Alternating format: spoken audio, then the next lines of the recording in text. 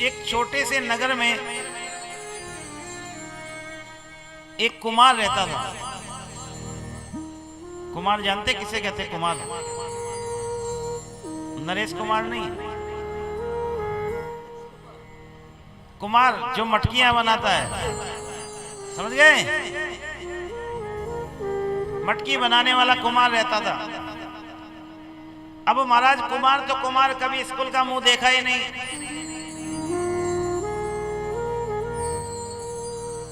मटकियां बनाता था और उन्हीं से अपना गुजारा चलाता था। एक बार कोई महात्माओं की टोली नगर में आई तो कुमार के घर के पास से निकल रही थी, तो कुमार के यहां रुक गई संतों की टोली। अब कुमार को कोई लेना देना ही नहीं है संतों से, लेकिन ऐसा भी नहीं है कि लेना देना नहीं है इसका मतलब अनादर कर दे। कुमार ने मन में सोचा ये संत लोग आए हैं तो चलो इनकी कोई जलपान की व्यवस्था कर दें, इससे अधिक खर्चा करने का सामर्थ्य उसका भी नहीं। महात्माओं को आवाज लगा लिया, बोले महात्मा जी आओ थोड़ा जलपान कर लो, थोड़ा जल पियो। संत लोग बैठ गए, जल पिया, थोड़ा संकीर्तन किया। घर में गैया मैया थी तो दूध की व्यवस्था थी, तो कुमार ने सबको थोड़ा दूध पिला दिया। संतों ने कुमार का बड़ा धन्यवाद दिया। अरे तुम्हें धन्यवाद है, तुम्हारे माता पिता धन्य हैं जिन्होंने आपके जैसी संतान को उत्पन्न किया। कुमार ने कहा महाराज एक निवेदन है, अगर आप कहें तो। महात्मा ने कहा पूछो क्या निवेदन है। बोले महाराज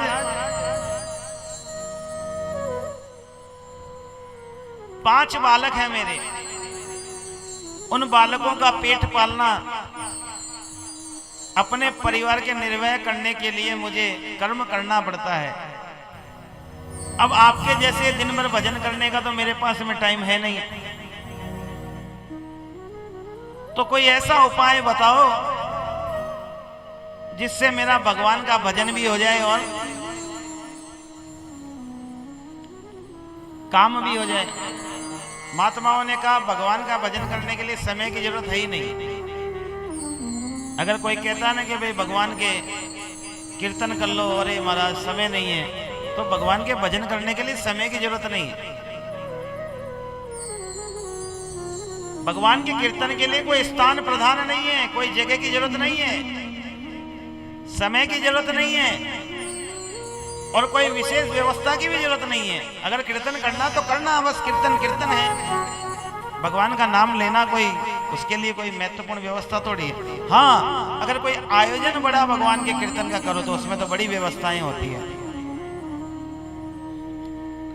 लेकिन अगर व्यक्ति अपने व्यक्तिगत स्तर पे भगवान का नाम लेना चाहे तो उसके लिए किसी व्यवस्था की जरूरत नहीं है।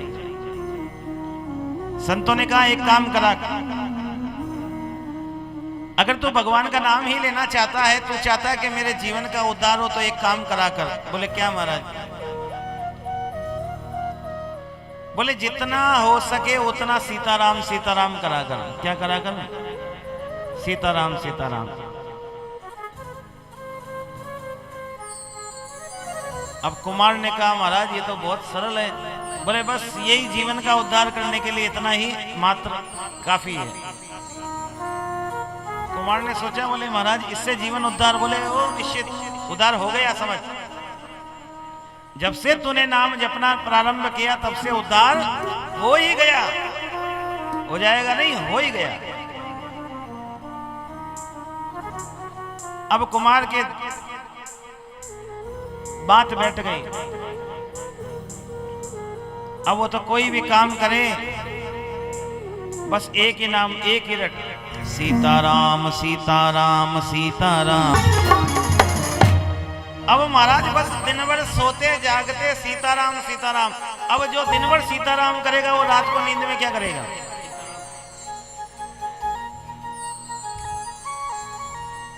जो दिन भर ही सीताराम करेगा वो रात को नींदों में क्या करेगा? और जो दिन भर लड़ाई झगड़ा करता रहता है वो रात को, बच्चे लड़ते हैं ना, रात को नींद में बड़बड़ा छोड़ देना करते ना।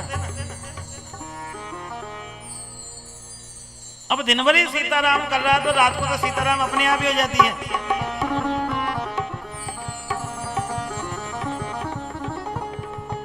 लगन लग गई, लगन लग गई। कुमार के लिए सीताराम एक महामंत्र बन गया। बस जहां जाए वहां सीताराम सीताराम सीताराम सीताराम सीताराम। अब धीरे धीरे लोगों को मालूम पड़ा कि कुमार दिन भर सीताराम सीताराम करता है, तो चारों तरफ बात फैल गई। अब कभी किसी मैया का कोई बाल गोपाल बीमार हो गया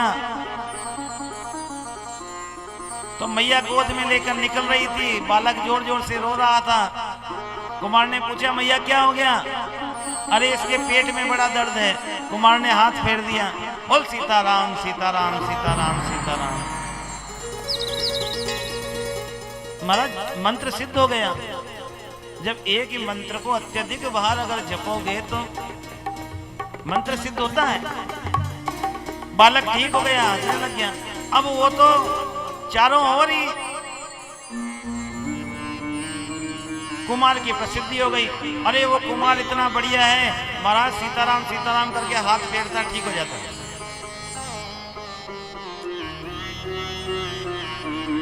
दूर दूर से संत समागम उसके यहाँ होने लगा। कुमार बस इतना ही बोले सीताराम, ना आगे कछु आवे ना पीछे कछु आए, बस एक ही नाम सीताराम, और कुछ लेना देना नहीं। नगर नगर में प्रसिद्ध हो गया कि कुमार है सीताराम सीताराम करता है और बहुत बढ़िया सुंदर।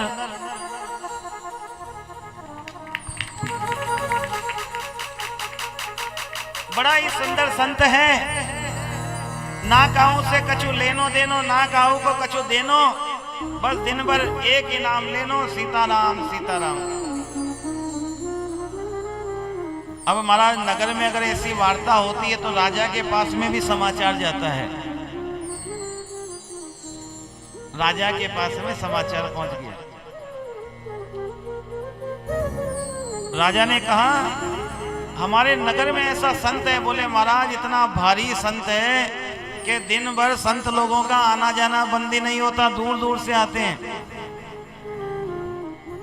और हमने तो इतना सुना है कि वो अगर सीताराम बोल के फूंक भी मार देना तो आदमी सही हो जाता है। बोले अच्छा, बहुत बड़ी बात है।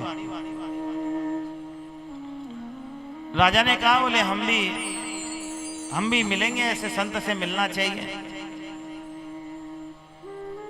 राजा ने अपने मंत्रियों को बुलाया और बुलाकर कहा कि संत से मिलने कैसे जाना चाहिए।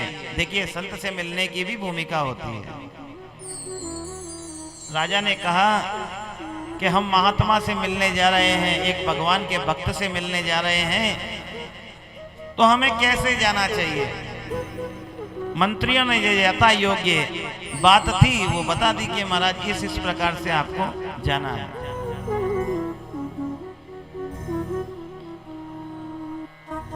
अब राजा तो अपनी सवारी पे आता है, राजा तो राजा के हिसाब से आएगा।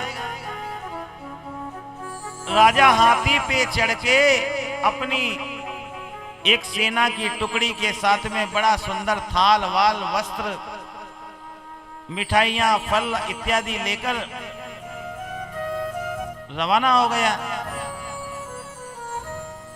नगर में घूमते घूमते कुमार के घर के कुछ दूरी पर पहुंचा तो कुमार के पोते पोती छोटे छोटे थे। उन्होंने आवाज लगाई, दादा राजा दादा राजा दादा राजा।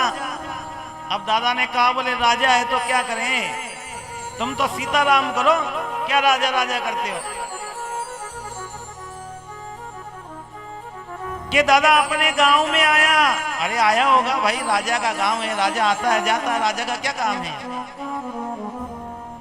बालक तो 1 मिनट रुके, दादा अपने घर की तरफ ही आ रहा है, अब कुमार ने सोचा ये हमारे घर की तरफ क्यों आ रहा है।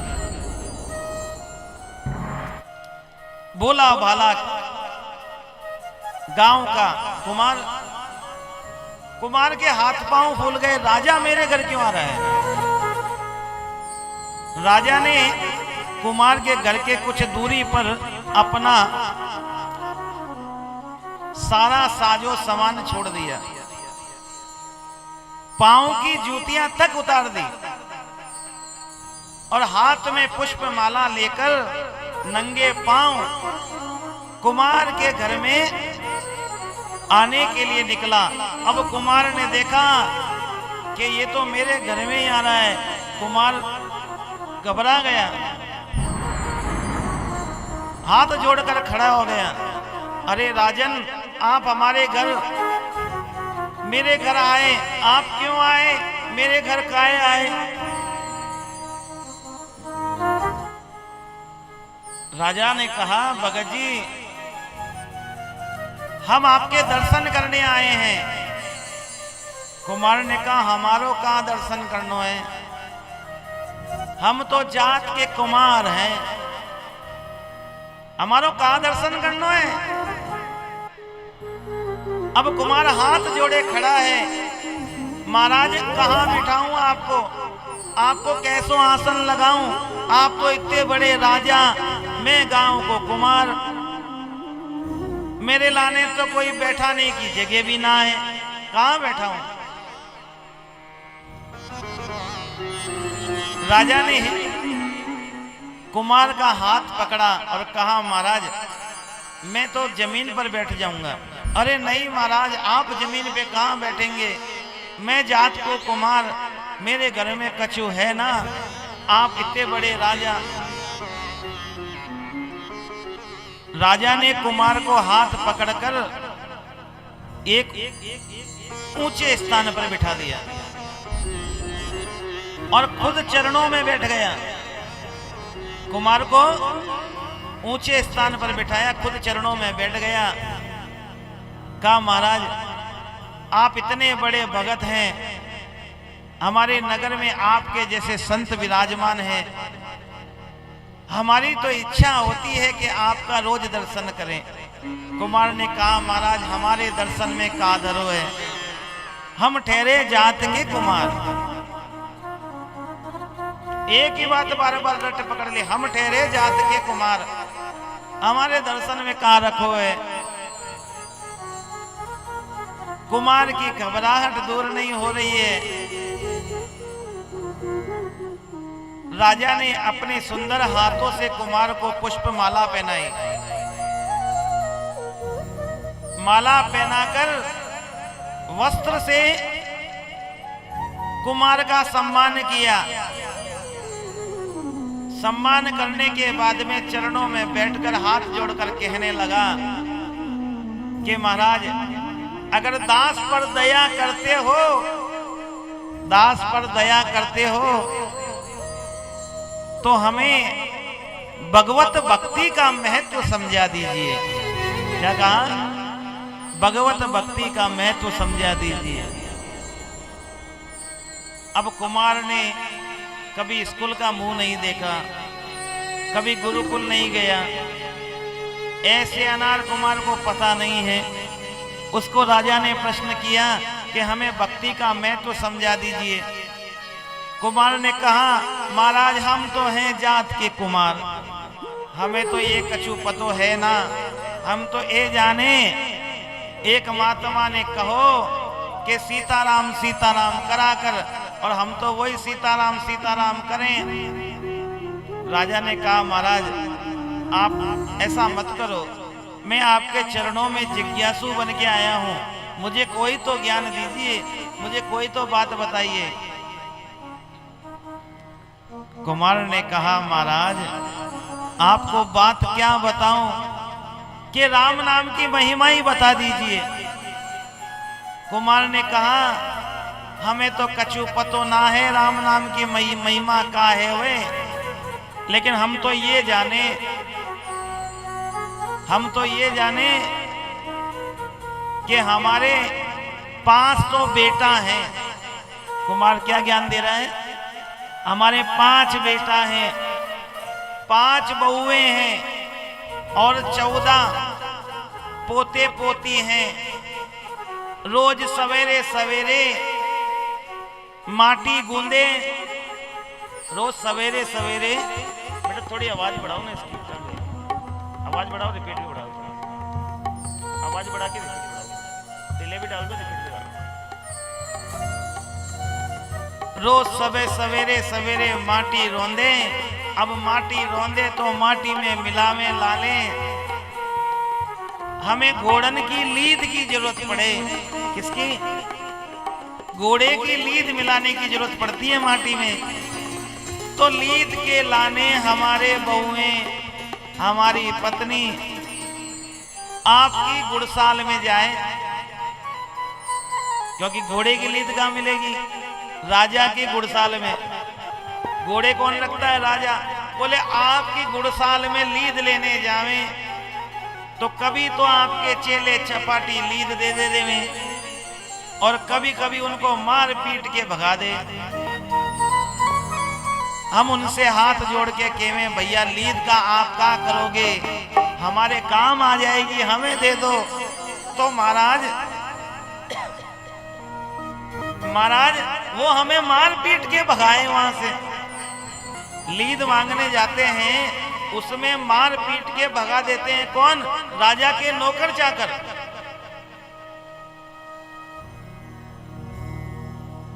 राजा ने कहा अच्छा? बोले हाँ।